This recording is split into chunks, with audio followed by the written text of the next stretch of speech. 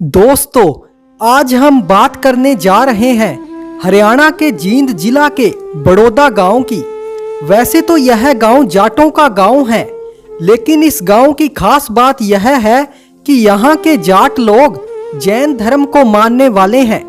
यह गांव चहल गोत्र के जाटों का बसाया हुआ है, लेकिन सोचने वाली बात यह है कि जाट होते हुए भी इस गांव के लोग जैन धर्म को क्यों मानते हैं और उन्हें जैन धर्म को मानने की प्रेरणा कहां से मिली, बताएंगे सब कुछ इस वीडियो में। उससे पहले अगर आप चैनल पर नए हैं तो सब्सक्राइब और वीडियो को लाइक करना ना भूलें।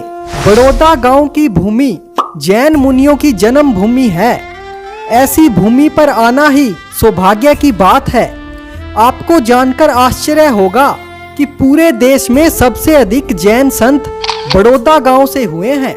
बड़ौदा को धर्म की नगरी के नाम से पूरे देश में जाना जाता है। बड़ौदा से कुल 45 दीक्षाएं हुई हैं, जिनमें अकेले चहल वंश की एक ही परिवार की 33 दीक्षाएं हुई हैं।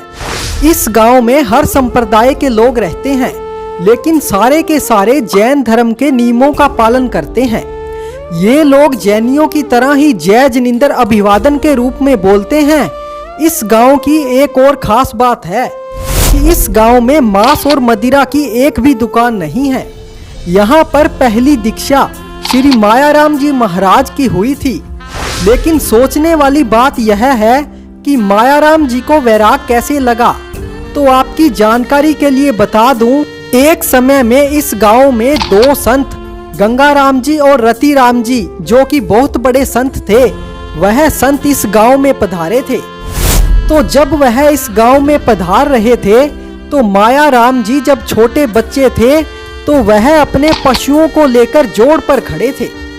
तब दोनों संतों की निगाह मायाराम जी पर पड़ी तो उन्होंने देखते ही पहचान लिया कि यह बच्चा बड़ा होकर बहुत बड़ा संत बनेगा। उसके बाद उन दोनों संतों ने इस बच्चे पर ध्यान दिया और इसके पिता ज्योतराम जी से इस बच्चे के बारे में बात की।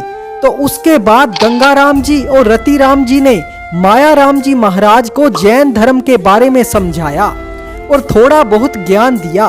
उसके बाद बाल मायाराम जी की रुचि जैन धर्म के प्रति बढ़ गई और धीरे धीरे उनकी रुचि इतनी बढ़ गई कि उन्हें वैराग लग गया और जैन धर्म की दीक्षा ग्रहण कर ली। और इन्हीं के बाद एक दीक्षा होने लगी। उसके बाद से लेकर अब तक 45 दीक्षाओं का अनोखा रिकॉर्ड बन चुका है। यहाँ पर आपको हर घर के बाहर मुनि श्री मायाराम जी महाराज की तस्वीर लगी मिलेगी। यहाँ की संत परंपरा को गांव में लगे एक बोर्ड पर भी दर्शाया गया है। यह गांव पूरे जैन समाज के लिए एक प्रेरणा है। धन्य है बड़ौदा गांव की धरती, जहाँ से इतने महान संतों ने जन्म लिया है। जिन शासन के ऐसे महान साधु संतों को हमारा कोटि कोटि नमन। जय जिन शासन, जय महावीर।